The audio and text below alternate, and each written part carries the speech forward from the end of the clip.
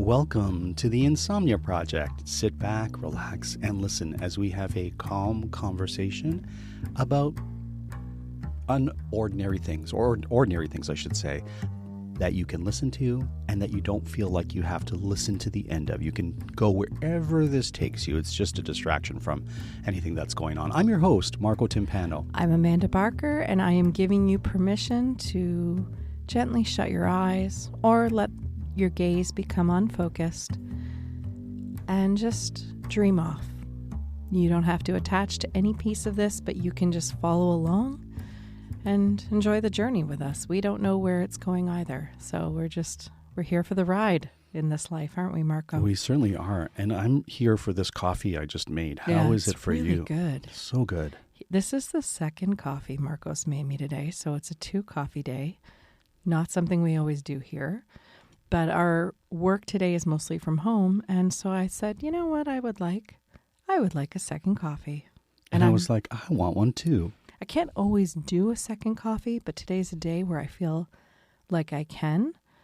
And it's really good. You made a really good coffee. Amanda, do you enjoy a coffee by yourself or sharing a coffee? Not sharing it, but like having a coffee with someone you love or enjoy being around? I am a social imbiber of caffeine or alcohol, for that matter. I don't do it on my own. Okay. I just don't. Left to my own devices, it's going to be water.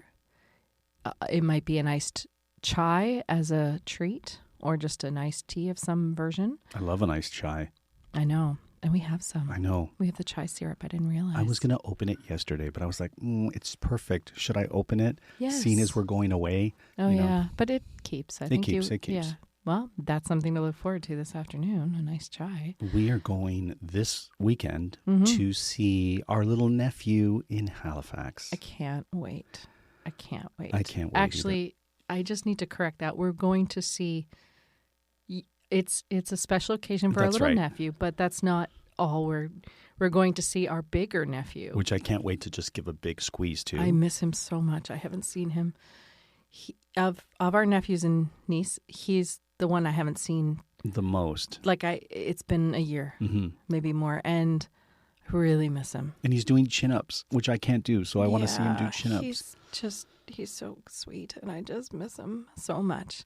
So we're gonna get to see him. So that is what a gift, and bonus, we get to see their parents as well. Yeah, whatever. No, it's one of our nephew's birthdays too. So celebrating birthdays with your nieces, your nephews, your kids is always a fun thing, in my opinion. We're really looking forward to it, and we've got a plane journey. So you know what that means. I'm packing the backpack, and I'm doing it today, 2 days in advance. Smart.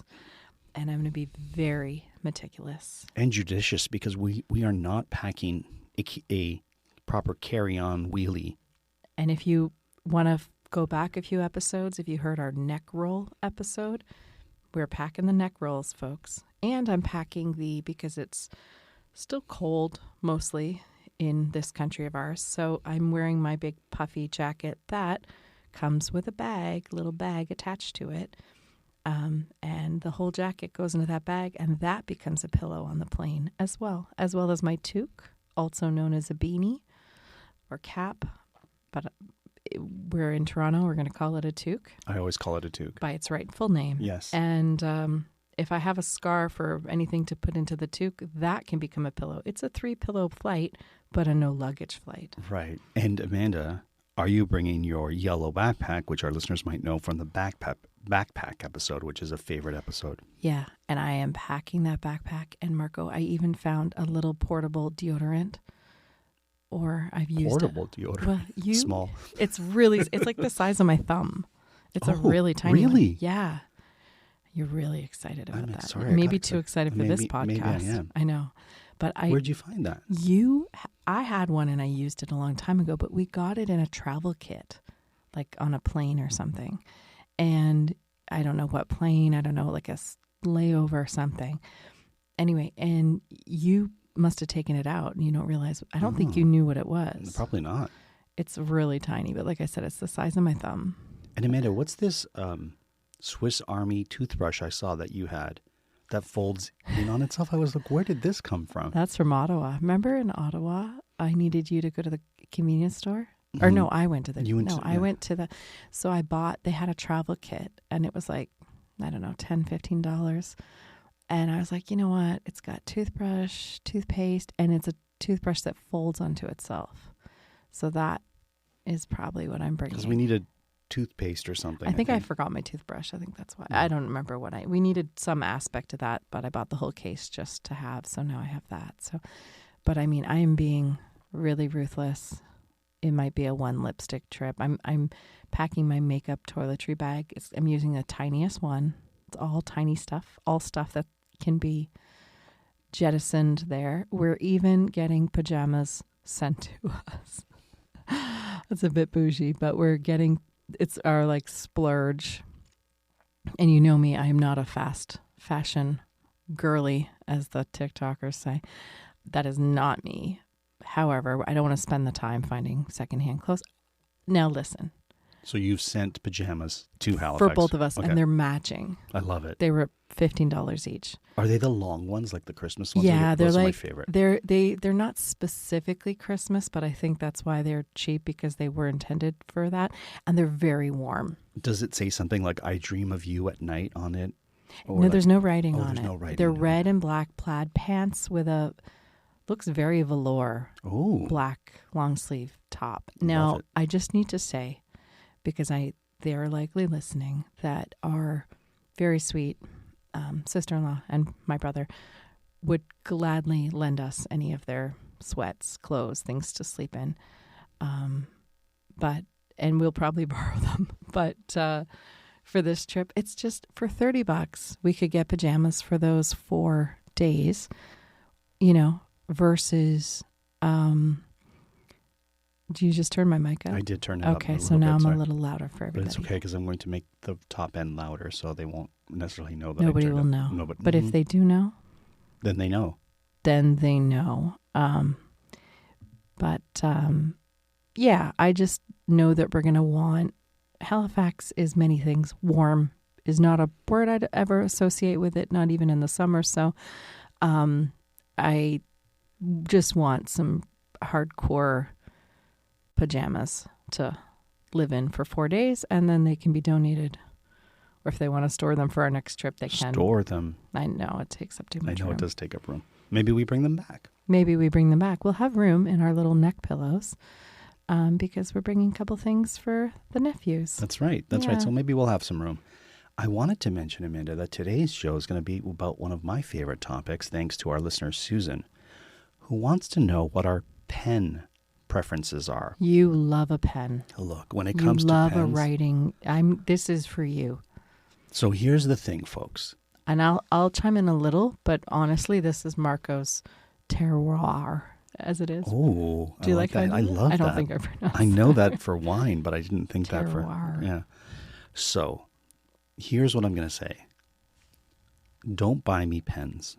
Do not ever buy me pens, because I'm very particular when it comes to pens. And people like to buy me fancy pens, and I don't like a fancy pen because they're often really big and bulky.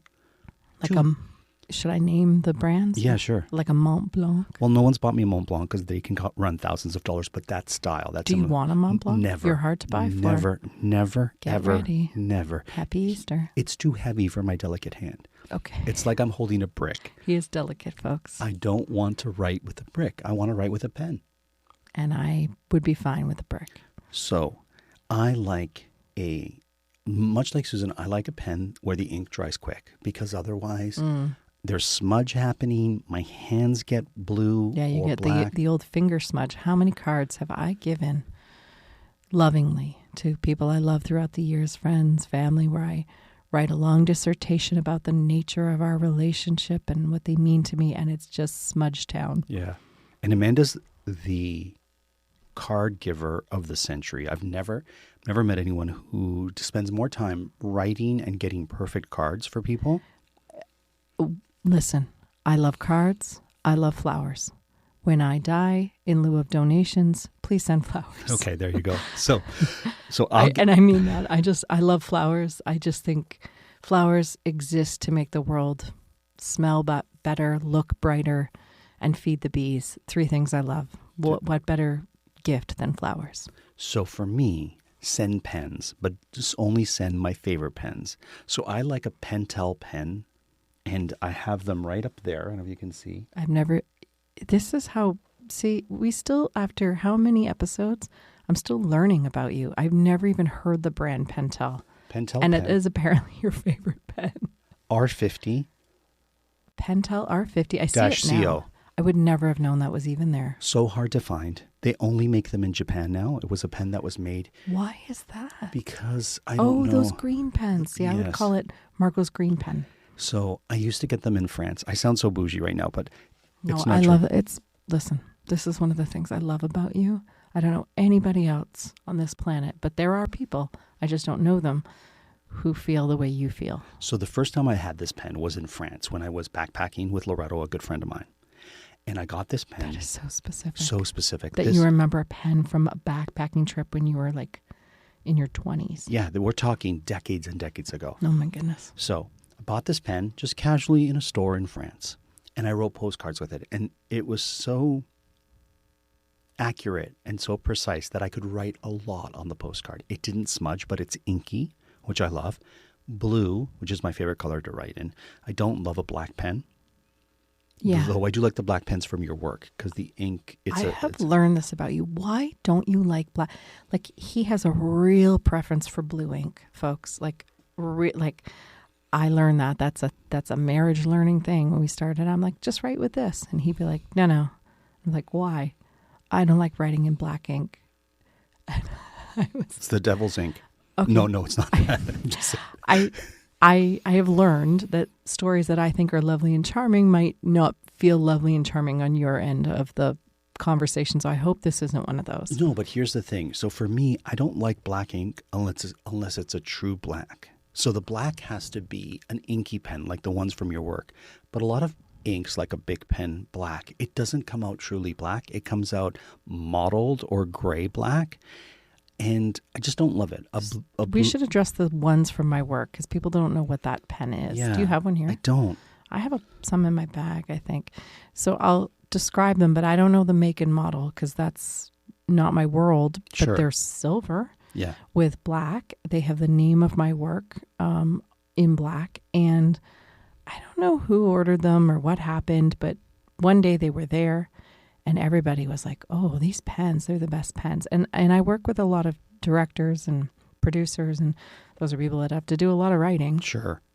And yes, some of them are typing the whole time. I'm more that person, but a lot of them aren't. A lot of them are old school. They want to make notes on headshots or whatever, because I work with actors, remember? So they want a good pen. So we've started giving out those pens, and we always say, go ahead and take one.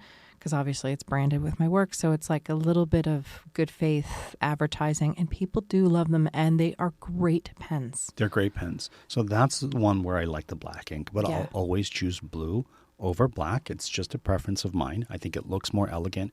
There's something about it that feels right when I use it. Interesting. Yeah.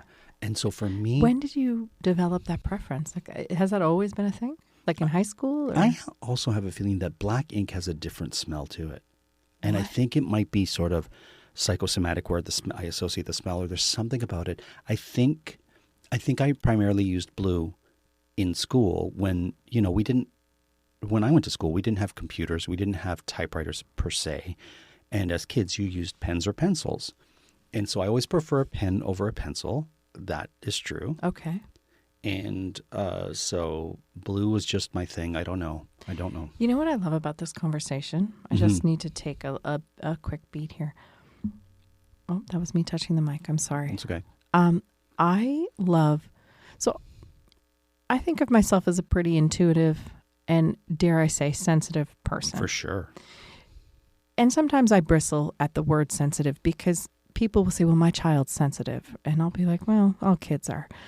But I know what they mean by that. And I've even at one point heard it described as indigo children. That was a term happening in like the early aughts. But all people really mean is, my child brings their problems home with them, or my child knows how to read a room, or is so empathetic that they they live, whatever. It's these types of emotional things. And I would always think, yeah, I'm definitely part of that group, no question.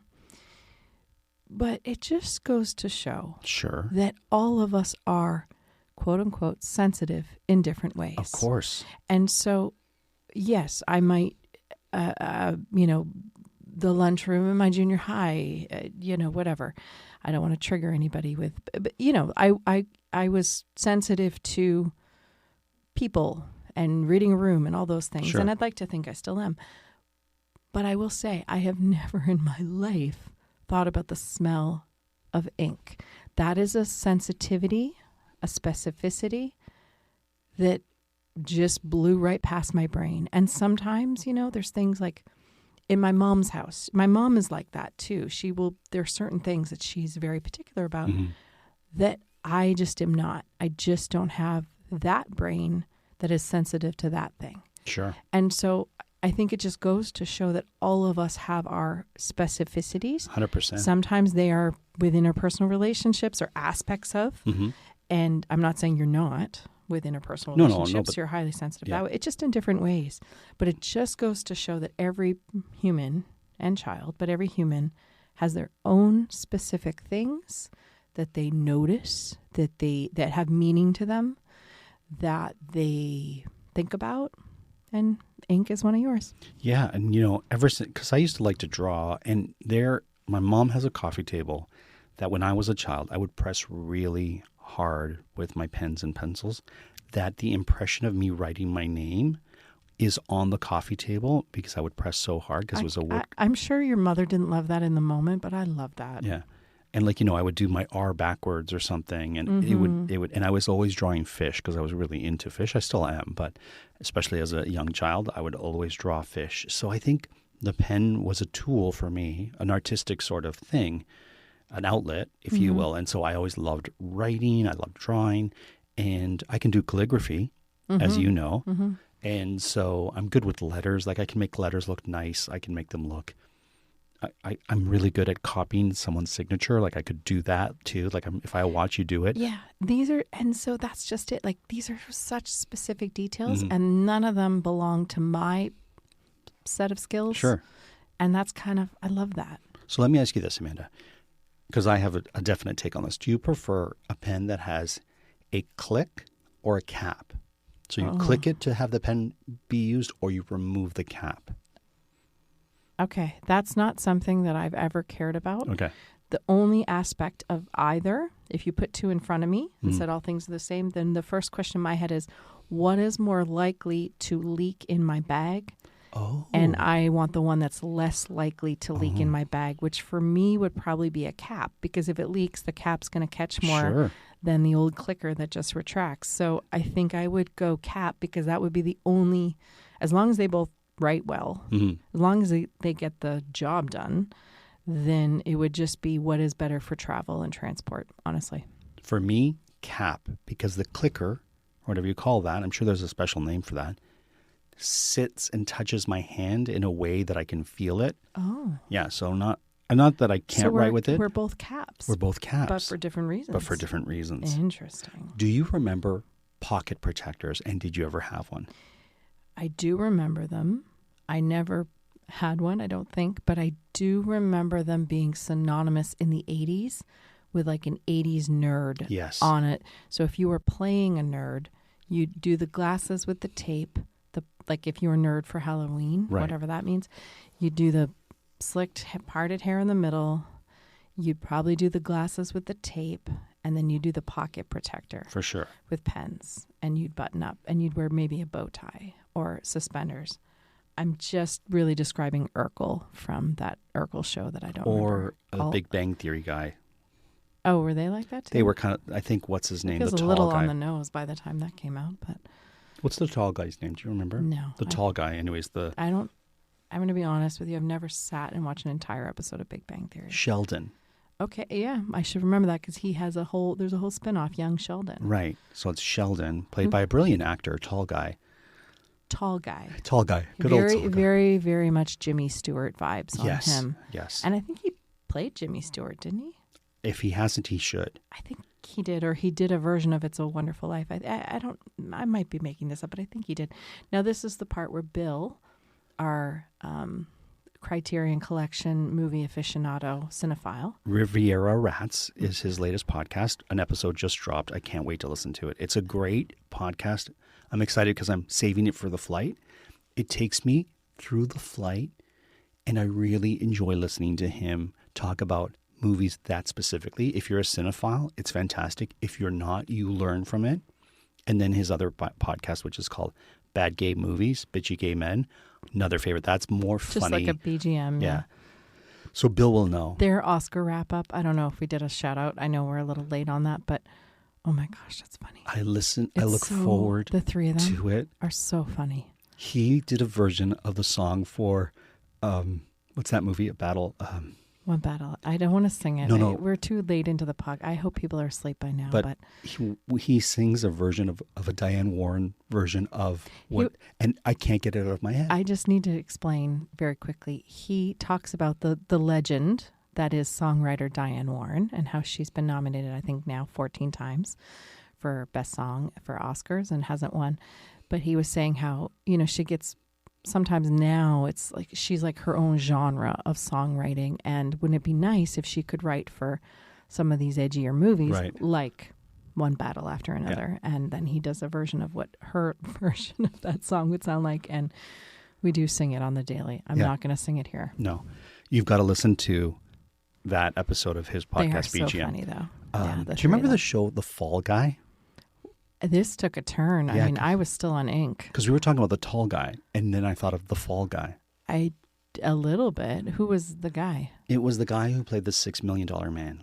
Lee Majors, I think is his name. Okay. He was married to Farrah Fawcett. Wow. This is for Bill. This is all just for Bill, and these are very 80s names. Yeah, I never watched it because I wasn't a Lee Major fan. Like, I remember as a kid, like, very young. Isn't it? Yeah, thinking... He's more than one major. Thinking the $6 Million Man was so cool. What was that premise? He owned $6 million? That was a lot of money back then. That's just your neighbor. He was a guy who had injuries, and so they had to replace parts of his body. And so the parts of his body were bionic.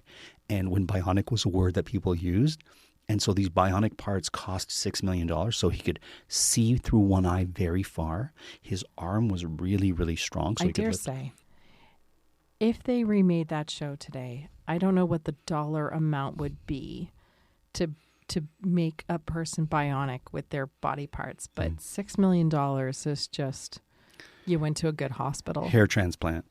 Yeah. But not from, Turkey or wherever people go. Okay. All right. Well, we went on a real journey on that. We went on a Jennifer Slept Here journey. I was wondering, folks, we went down an Jillian rabbit hole earlier this week.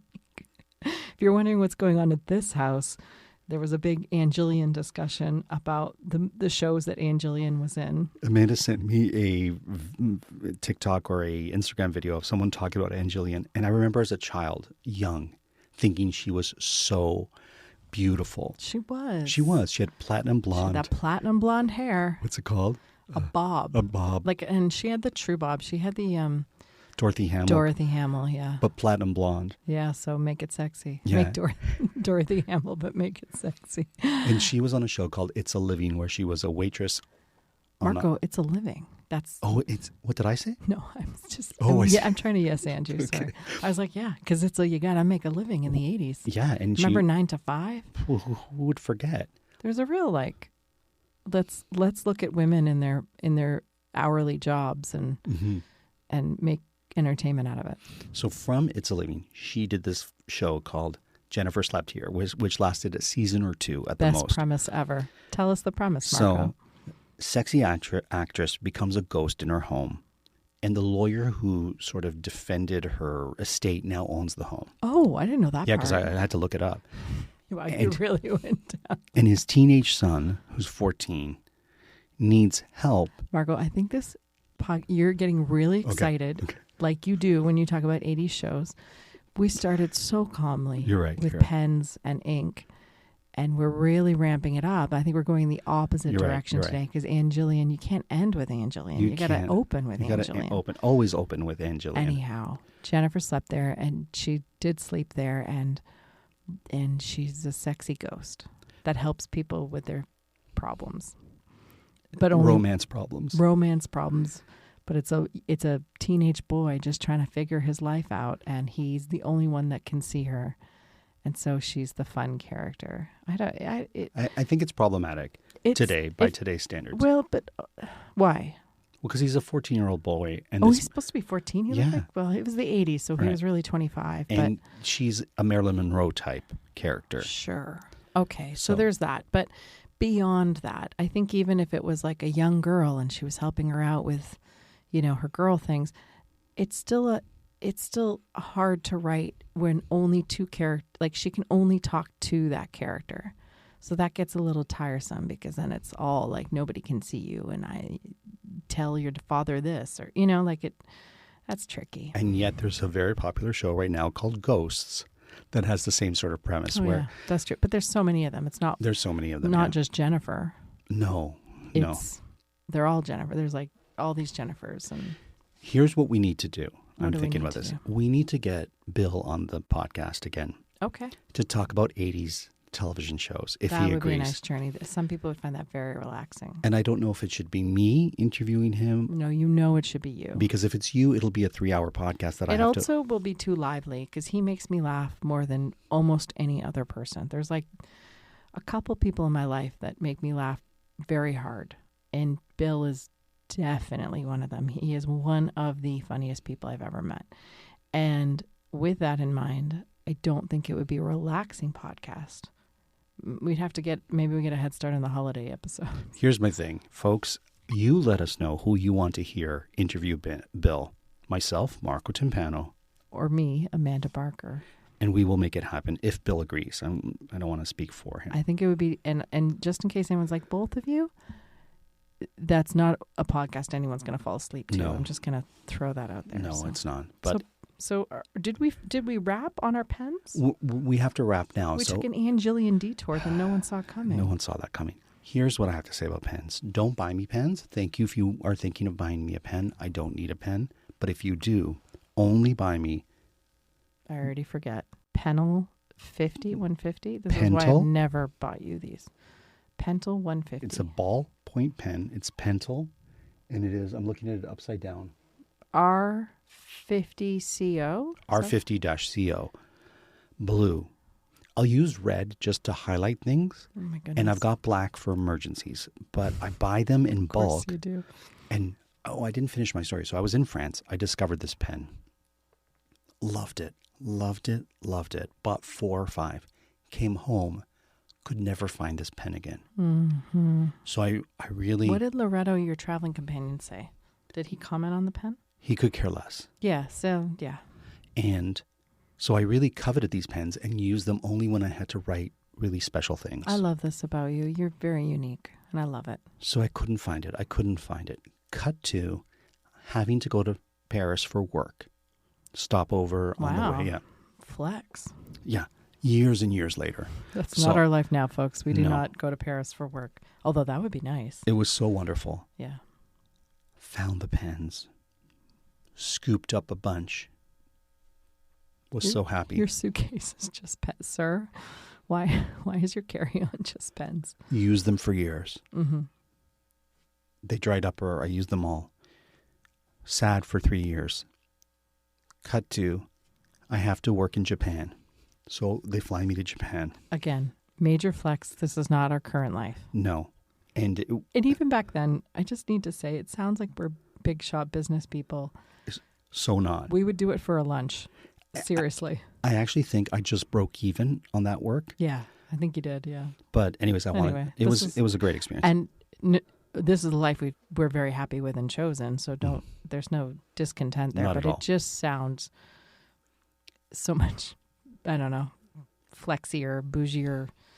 Bougie's not even really the right word. People misuse that word. But, it sounds real, I got flown to Japan for work. Meanwhile. For every Japan trip, there is yeah, exactly. 45 3-hour drives to London, Ontario trips that we have to make for work. And even those are high end Yeah. compared to what we do on a day-to-day. So just know, I'm excited. Listen, when a producer likes one of my pens, that's a good day for me at my work. So in Japan, in Tokyo, I find the pens because they're made in Japan. Right. Scoop them all up. Oh my God, you go to the factory? Was that like No. the motherland for you? Like you were like, If I would have I've come thought of it, home. I would have gone to it for sure. The factory. Sir, we don't give tours. Can I just stand at the end of the aisle and I will buy several boxes? I did buy boxes, brought them home, used them, cut to years of not having it, searching online. And Pen then, drought. Pen drought? And Pen then drought. And when was the pen drought? 2019 to... like 2017 to 2022. Oh, wow. Pen drought. Then, all of a sudden, like a oasis in a mirage, they end up online. And I order a bunch. And then I order them for friends. No one really cares as much as I do. What friends did you give these pens to? Jack. I think I gave it to a couple of other friends who I thought would enjoy them. They could care less. I'm going to give one to Bill when I see him. Okay. Because I feel like Bill will understand. I feel like our niece might be. Oh, yeah. Our niece. Our niece is like you, and she would appreciate a good pen. I'm going to bring it to our niece and I see love what that she kid. says, and I'll get back to our listeners. Okay, this was a longer episode. Thank you for listening. Oh, Amanda, that was abrupt. any last pen? You just cut that off like they cut off the first season of Jennifer Slept Here. I guess. Do you have any pencil things you want to say before we sign off? That's my pen hitting the table. As long as they don't. The thing with pencils is a whole other episode because then you need a sharpener. Right. So if it writes and if it doesn't make a mess, I'm generally pretty happy. If it looks a little posh or if it's a little bit brighter like a silver or gold, that's easier to find in my bag. Okay. So it all comes back to my backpack for me. Feel free to let us know your pen preference. Can I just say, I Yes. have a little tab in my backpack that is just a little rubber, I think, or silicone tab in between the two front pockets. But like inside, like you have to unzip it and then there's the pockets there. And I use that. I put the back of the pens and I hook them onto it. Oh. But I kept doing it and one part kind of is out. So I need to resew it. So I might do that today. Okay, great. Well, there you go. Let us know what your pen preference is or your pencil preference and your pen color. And we'd love to know. So you can email us, or if you haven't followed us on Instagram, please follow us there and let us know. Until next time, we hope you were able to listen and sleep.